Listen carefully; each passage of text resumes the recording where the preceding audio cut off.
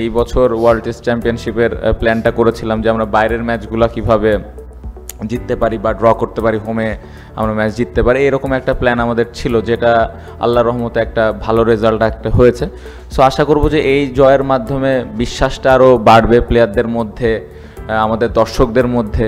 So আশা তো থাকবে যে সামনের ম্যাচগুলোতে বা সামনের সিরিজগুলোতে আমরা ডে বাই ডে কত ভালো ক্রিকেট আরও খেলতে পারি। আমার মনে হয় পুরোটা একটা টিম এফোর্ট।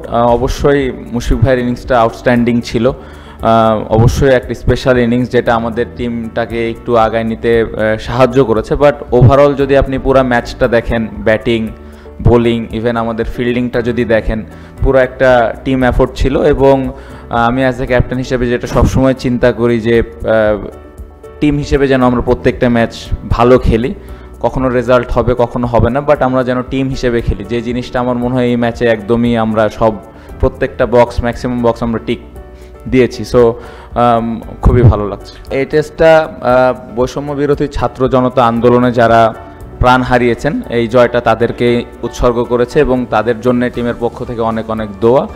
এবং তাদের ফ্যামিলিতে আমার মনে হয় অনেক টাফ টাইম গিয়েছে। আশা করছি যে এই জয়টা দিয়ে তাদের মুখে একটু হলেও হাসি আসবে।